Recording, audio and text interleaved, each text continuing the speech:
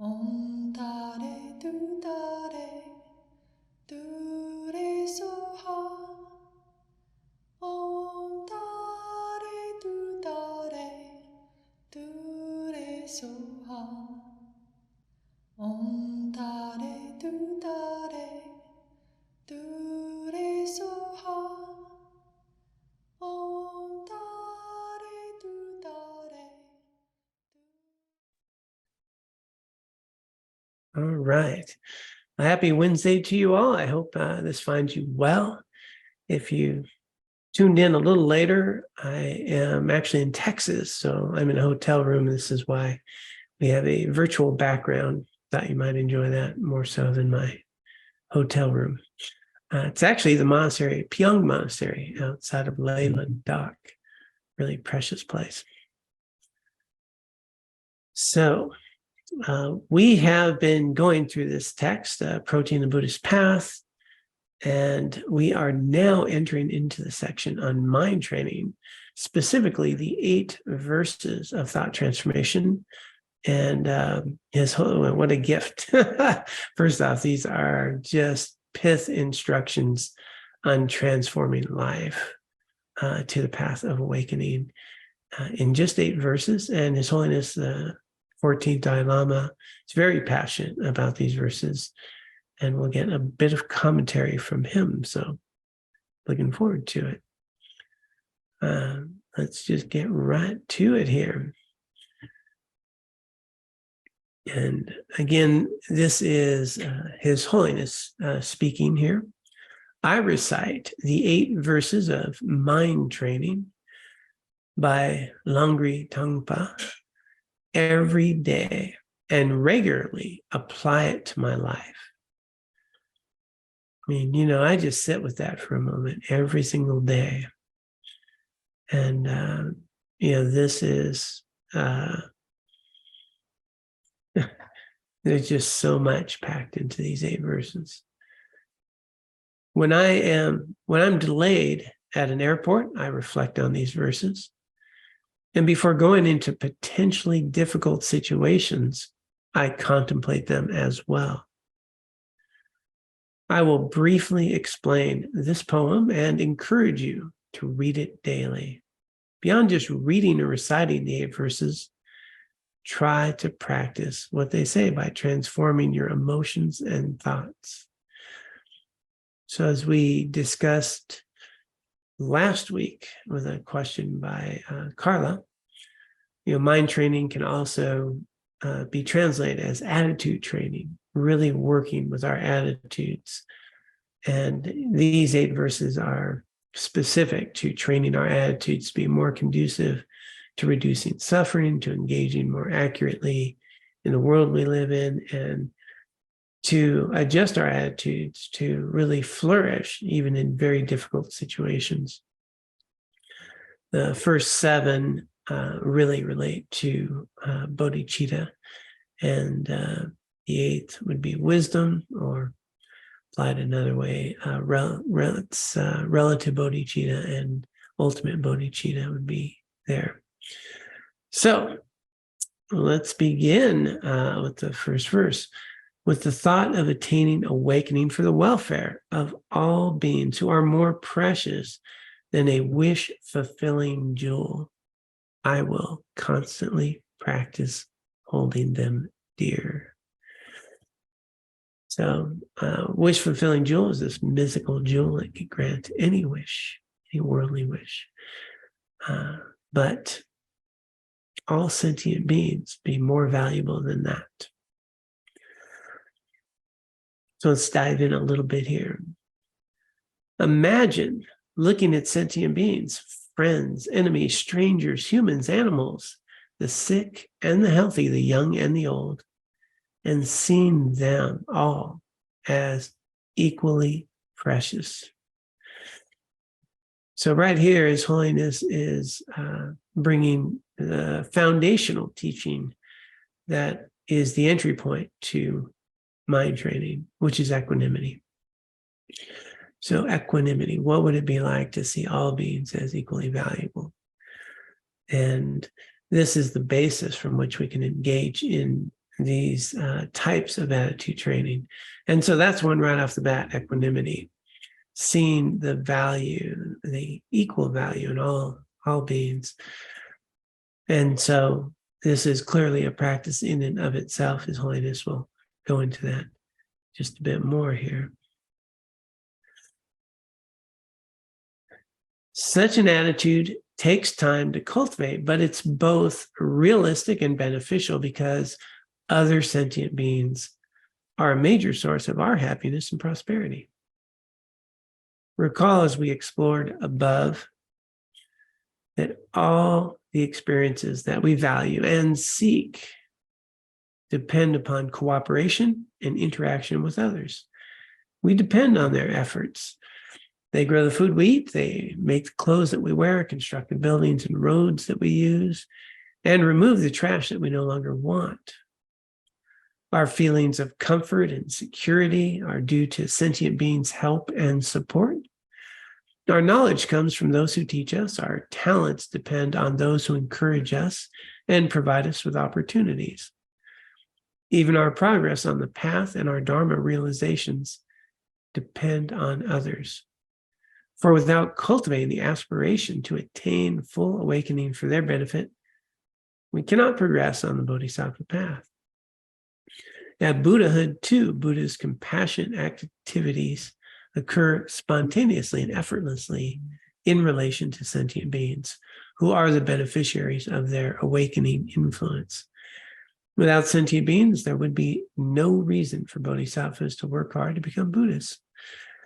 So you can see right here, His Holiness, and we've talked at great length about how much benefit we receive, food, clothing, education, words, all of those things are dependent. But he's making another point here: even our aspirations for engaging the path, even the opportunities to cultivate compassion are going to be due to others. And as we engage even further, they're going to continue to ripen as a cause for our growth and our attainment. Our well-being depends on others as well, as we train our minds to see others as in a more positive way. Feelings of closeness and caring arise in us, which allows us to relax. So here's another piece. When I train my mind to see the value in others and connect with them, I'm actually able to relax. On the other hand, if we dwell on others' faults and despise them, we are unhappy.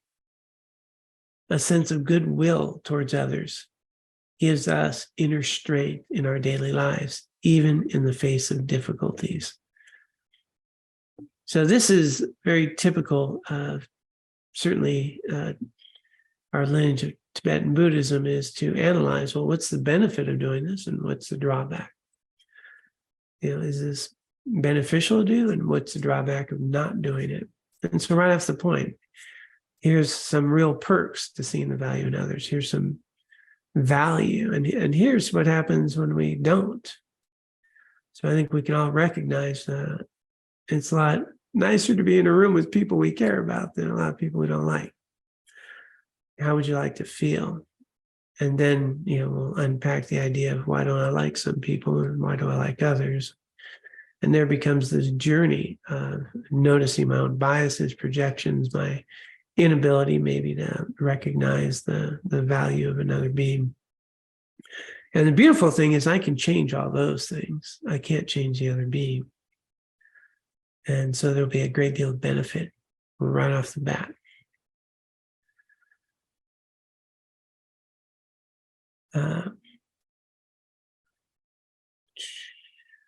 A sense of goodwill towards others gives us inner strength in our daily lives, even in the face of difficulties.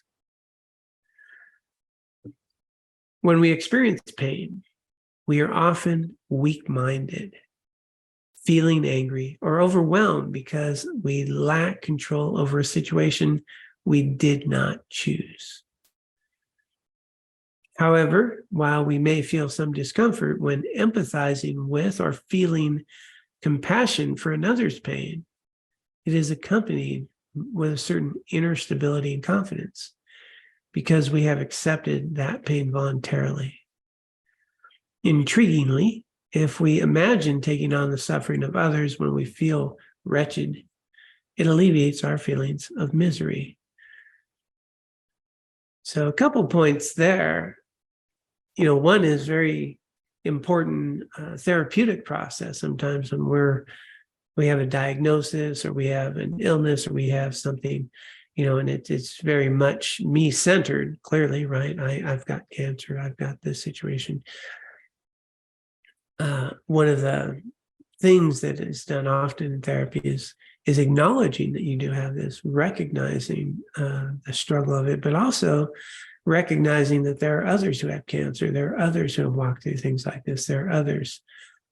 And just the understanding that you're one among some, thousands or tens of thousands of so many others who have had to face, difficult illnesses or injuries or other emotional struggles that we might be going through, eases that pain. We're not so isolated. We're not alone. We're not the first person to have to deal with some struggles like this. And right off the bat, that's an ease. And if we reflect on others and their struggles, there's a connection and a we-ness about it, getting me out of just the me-ness of it. So good value there now he's alluding to, which will come up a little more later in the verses. If we even think about taking on the suffering of others, it actually lessens our own pain. So there's a practice that'll come up a little later around that. Okay. Buddhist teachings on compassion and altruism contain instructions such as disregard yourself and cherish others. Understanding this advice properly is crucial, for it is given in the context of training the mind in compassion and used as an antidote to self-obsession. Compassion for others must be cultivated on the basis of self-respect, not out of guilt or feelings of unworthiness. We and others are equal in wanting to be happy and avoid pain. On that basis, it is suitable to care for and benefit others. So right off the bat, one of the big struggles people have is, what do you mean disregard me? I want to think about others. And what about me? And so he's saying at this point, we already are taking care of ourselves. We already know we're valuable. The idea is not to disregard technically our value, but disregard our self-obsession. The entry point here is a sense and recognition of your own worth and your own value, and coming from that place of strength so that we can be there for others. So out of context, you can see where people would get pretty off track here. Self-care is critical, and self-worth allows us to disregard the egoic self-obsession, self-cherishing above all others attitude. So it's always coming from that strength to develop a strong sense of self-worth and value and approach this compassion with others in that way. And what we're really disregarding is the cause of our own emotional suffering, our own self-centeredness, self-cherishing out of an exaggerated quality. So the context shred, as you can see, can be, very important. Let's go a little further and we'll see if anyone has any thoughts.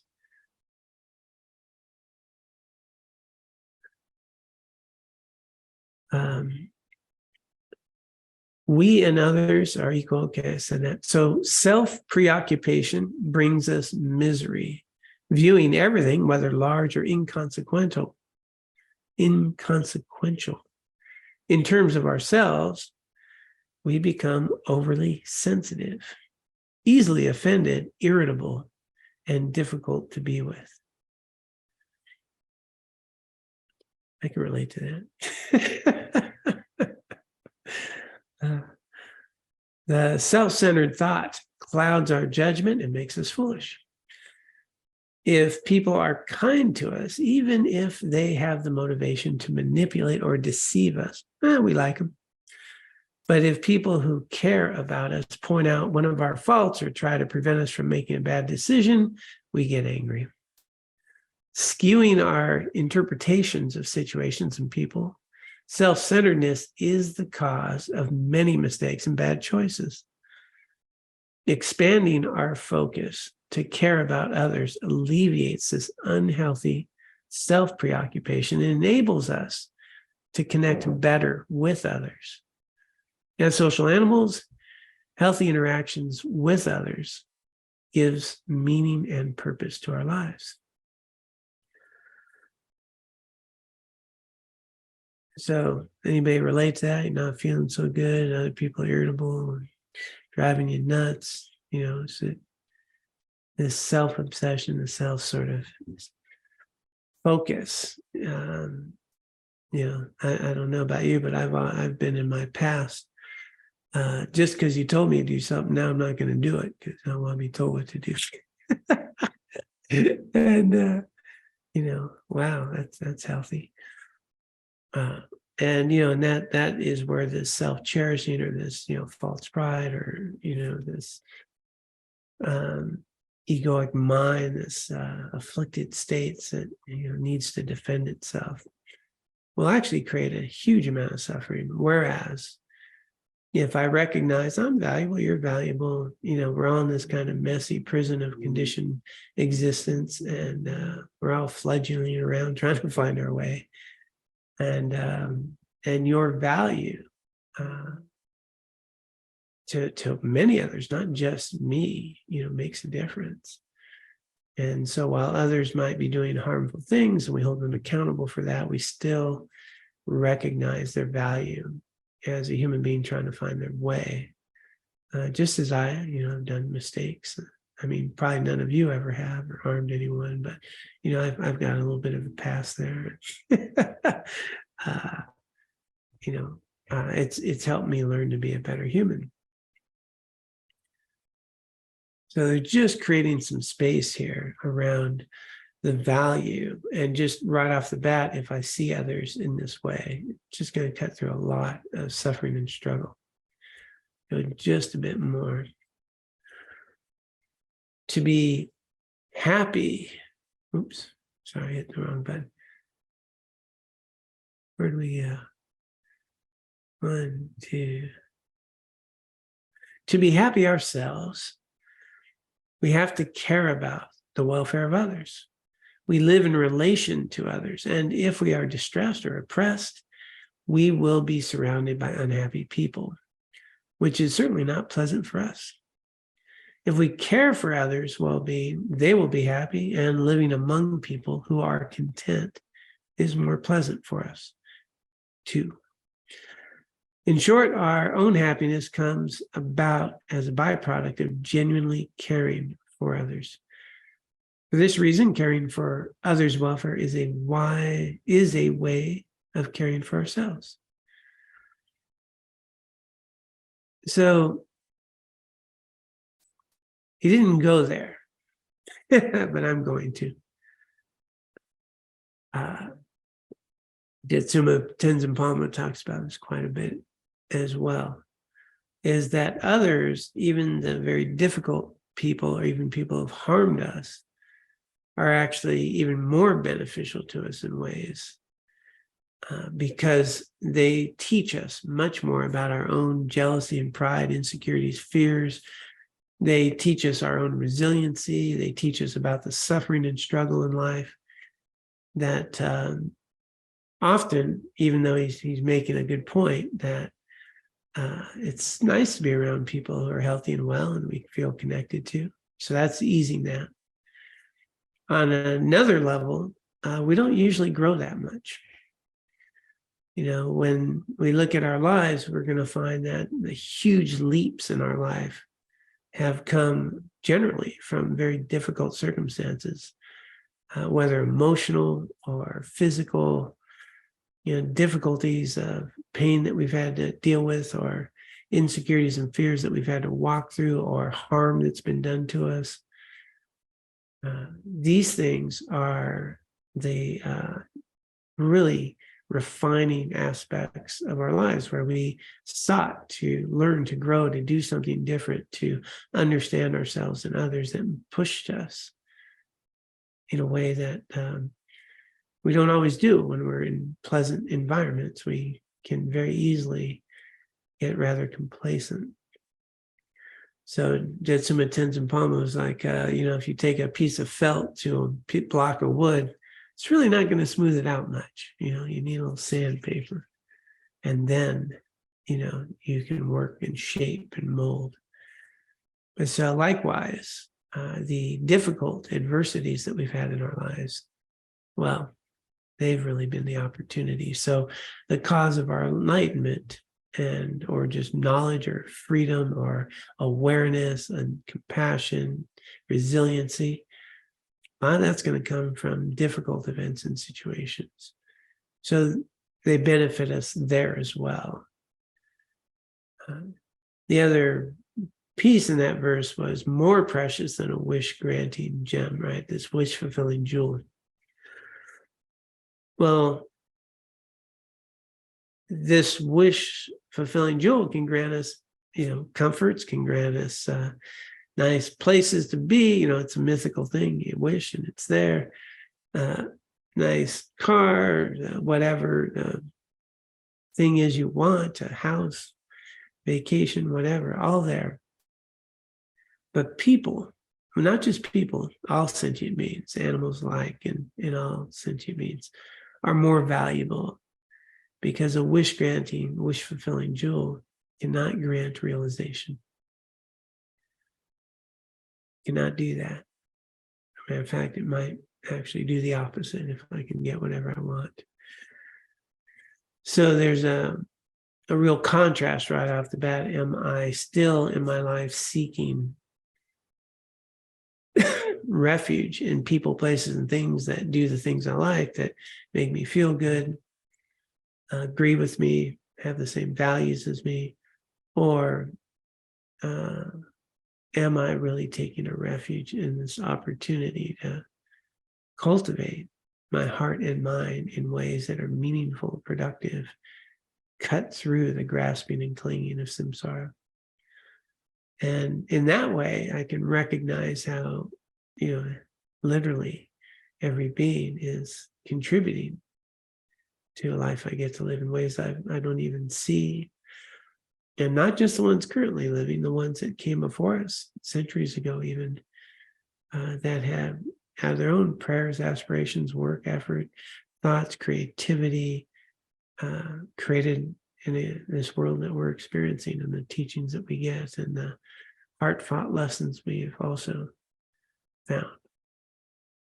So much more precious than a wish-fulfilling jewel. So this is the starting point. Can we start recognizing that maybe sentient beings are more valuable than my pleasure-seeking mind of trying to get the things I want, and trying to create whatever it is, wealth, or pride, or power, or the new jacuzzi in the backyard, that others are more valuable than all of that. So I'll pause there to see if anyone has any thoughts or comments on this first verse. If you do, just unmute and dive in there. What about bad people, John? There aren't any. Well, that's easy. Oh, you mean people that do bad things?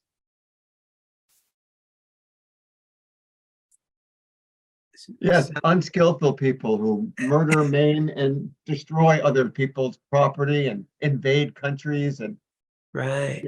put people in gas chambers, and force the Tibetans out of Tibet, and all that. Yeah, What about those people? and torture them and so forth.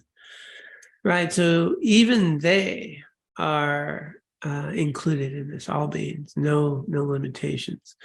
And that's why I wanted to correct the idea is the underneath their afflicted states, underneath their confusion that creates all this harm, pain, and suffering.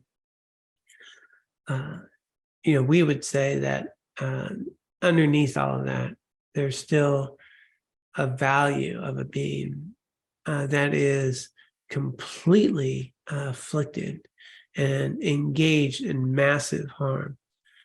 And so the distinction then is, let's deal with their actions. And then, what are they doing? They're generally giving us an opportunity to engage with compassion, to help others, to stand up, to do activities for social justice, for bringing a light to social injustice, for righting, some harmful events that have happened over generations, and inspiring action for us to step up and do things that can eliminate this type of suffering and harm.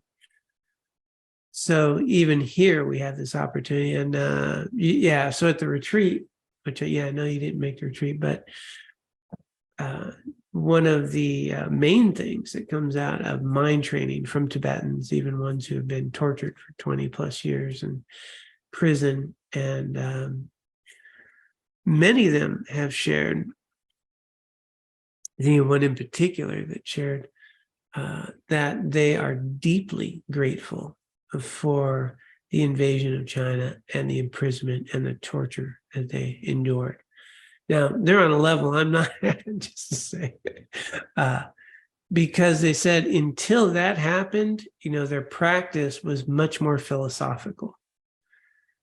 But when this happened to them, the refuge in great compassion, the bodhicitta that was cultivated, being inflicted with pain every day, really gave them an opportunity to apply these teachings in ways that were beyond anything they had ever done before. And so even with them, they had this incredible opportunity to cultivate their hearts and minds. And, the very famous story of when the Dalai Lama was talking to one of them and, said, it must have been very dangerous in there. And the monk said, he's an old monk, been tortured and all that. He said, yeah, it was very dangerous. I almost lost my compassion. Very dangerous. And so it's with that mind. So with that mind, we're capable to respond to harm much more effectively, much more efficiently. Whereas when I have the mind of anger and violence and hatred, I'm not nearly as effective with how I can respond to that kind of harm. It limits my capacity to have different choices and be skillful. When we're triggered with anger, for example, we enter a refractory period. I think we can all relate to that. My focus can become single-pointed. And through my anger, I have very limited options in how to see things differently, open my mind to respond in more creative ways, more effective ways to what's going on. I have anger, my mind single-focused, and there's a great deal of harm I can do even in trying to improve a situation. Sometimes people pull it off, but if you have a mind that sees that others are afflicted and they're coming from their own confusion and kleshas, then you can respond much more effectively to stop harm in ways that could be very productive. You just have a lot more choices. So the people are still doing the same harmful things. The difference is, A, we suffer less, B, we're more productive or more effective in how we confront it. And that would be the way to address that, even very harmful people.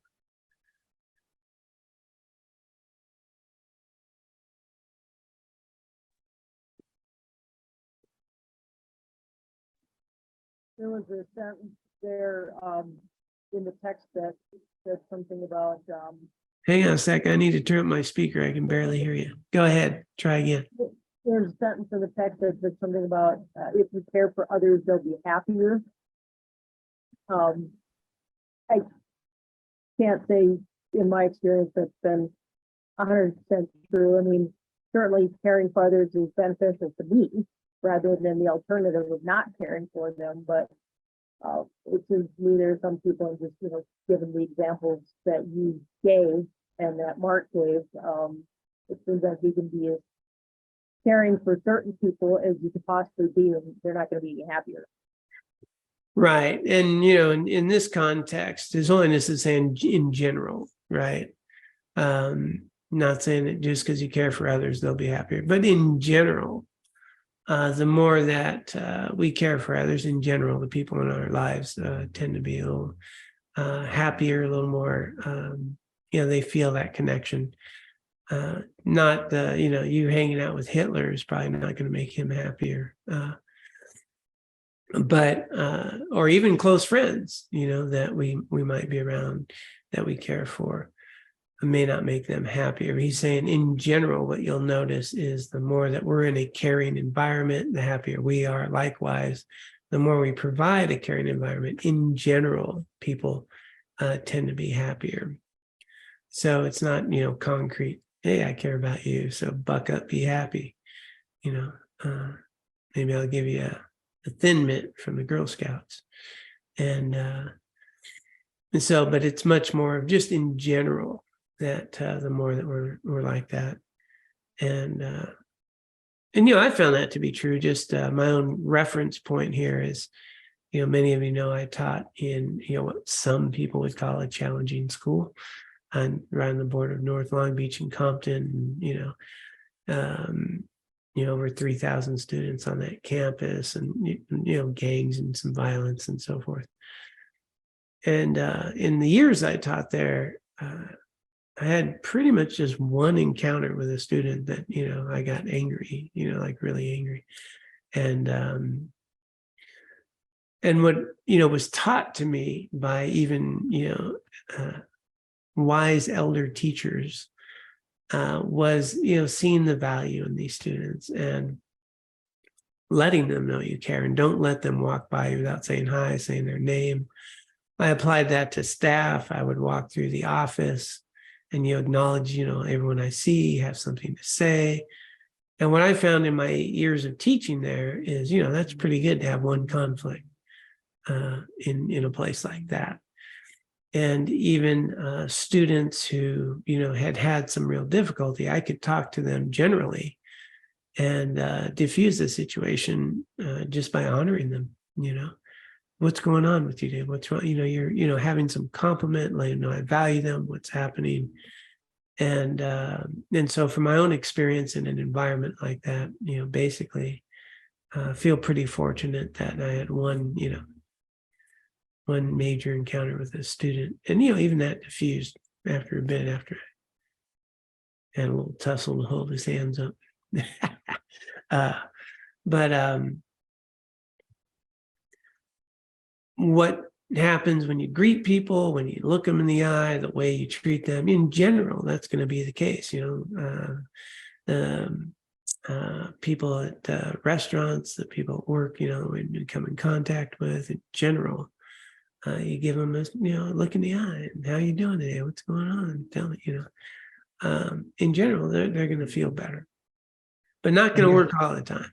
Go ahead. And your students loved you, John. I remember when you spoke at Long Beach, at Cal State Long Beach, there were some students of yours, former high school students of yours that showed up, and, you know, they were so delighted to see you again, and they had so much respect and love for you. So yeah, you must have been a great teacher.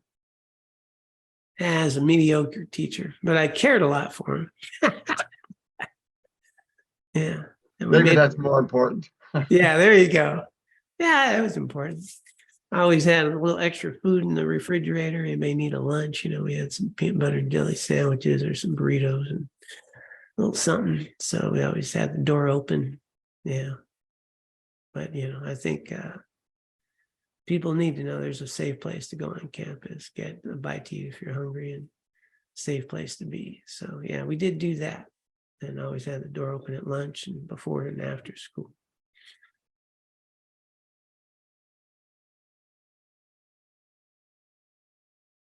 So, but this is not an easy thing to wrap our head around, right? I mean, intellectually, we get these points in general, and we can have the best of interest, in our own hearts and minds to do this.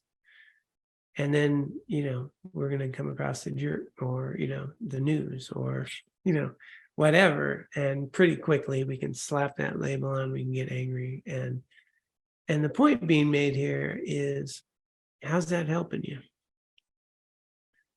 How's that helping you? We talked a little bit at the retreat around, a news cycle.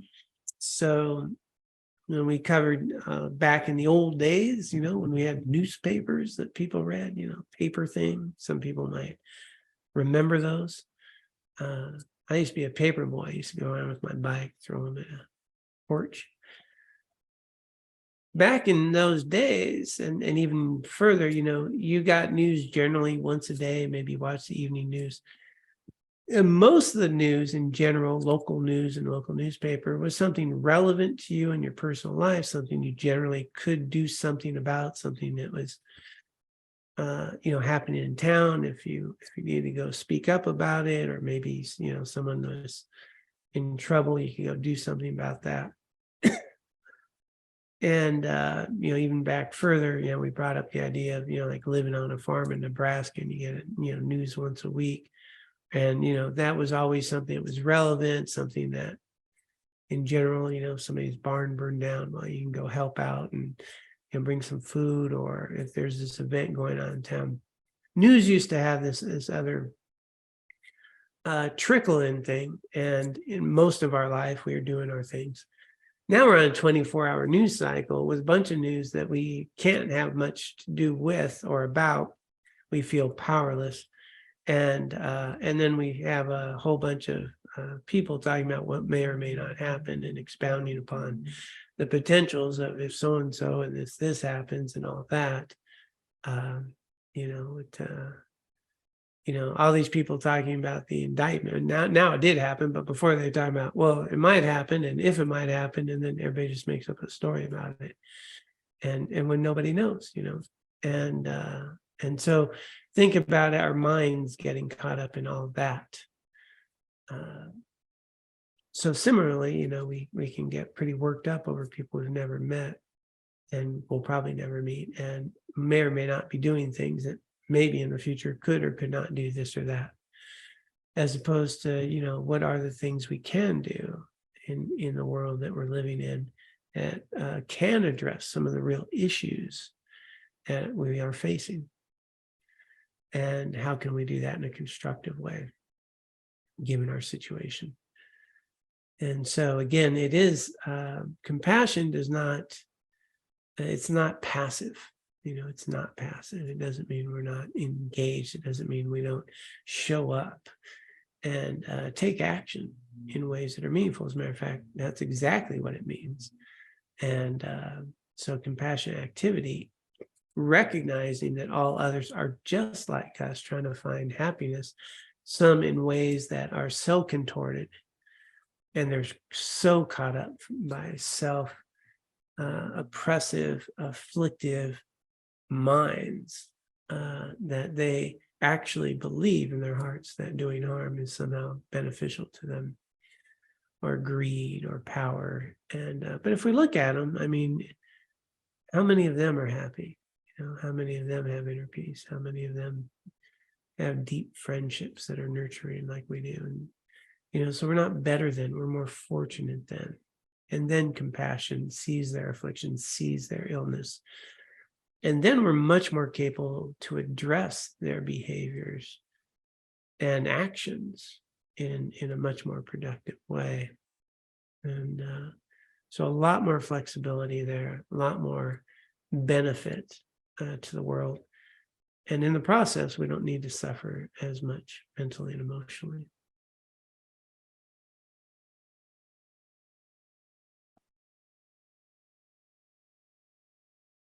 All right, thanks, Don. All right, coming up on the hour. Anybody else have something? We may not have time to begin the next verse because that'll unpack the whole thing.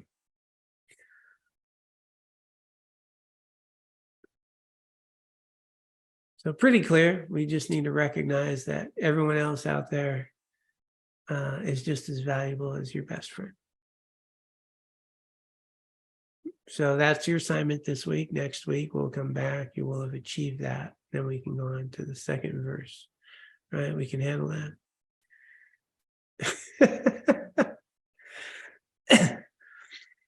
Well, maybe we just start with some people just recognizing their value a little bit more, seeing them a little more clearly, opening our eyes to them.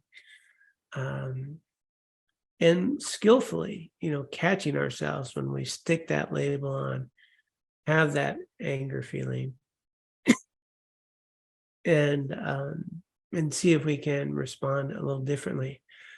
So the beginning point here is the reflection on this. So these are taught, mind training teachings are taught to be meditated upon, reflected upon, analyzed, and realized.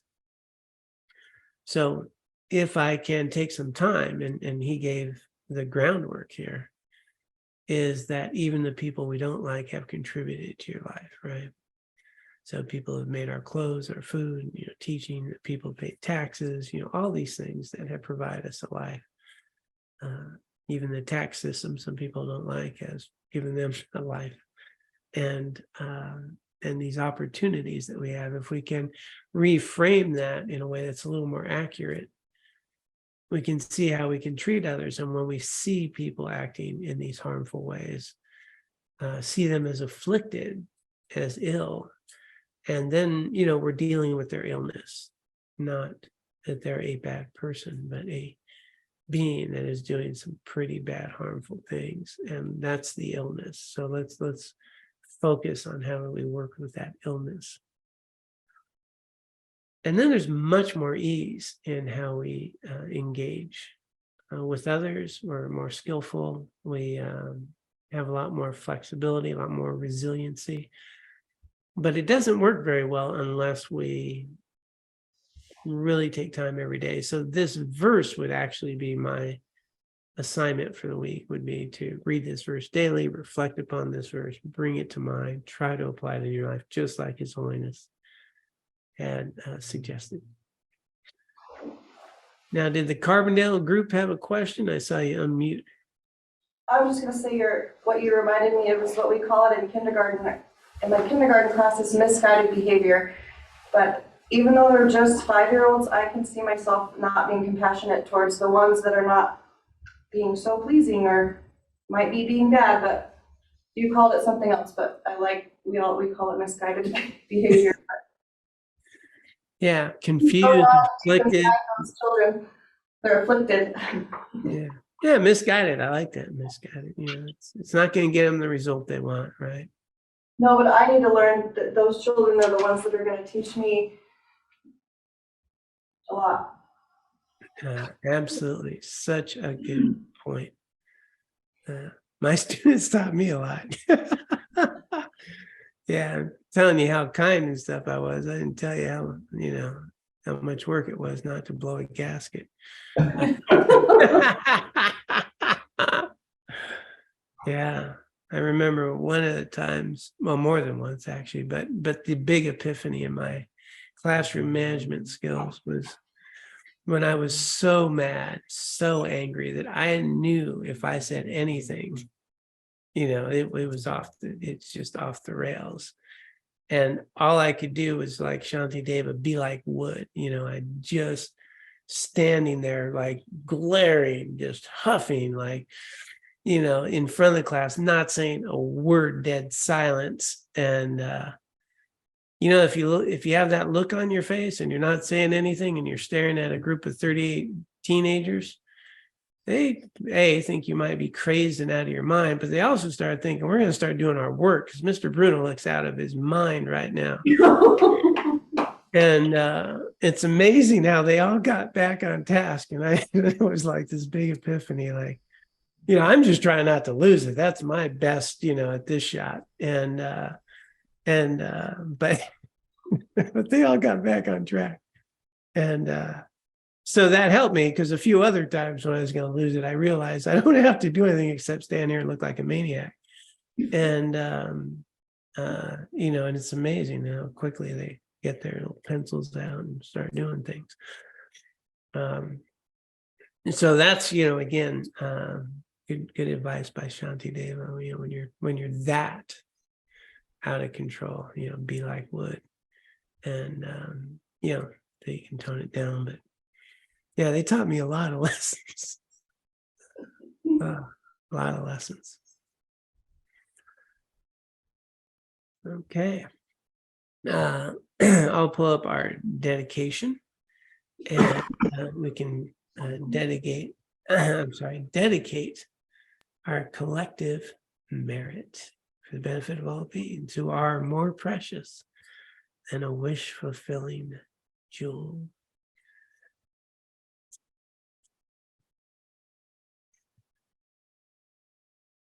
Pull up that dedication for everyone. Okay. So just taking a moment to realize that we have already cultivated an incredible amount of merit by the way that we've engaged in our lives and by our time together here. All the things we could have been doing on a Wednesday night, we're here cultivating attitudes to improve ourselves and the worlds that we live in, to be of benefit to others. So let us dedicate this merit and wisdom for our own continued growth and for the benefit of others. By this merit, may I soon attain the enlightened state of Guru Buddha, that I may be able to liberate all sentient beings from their sufferings. May the precious Bodhi mind not yet born arise and grow. May that born have no decline, but increase forevermore.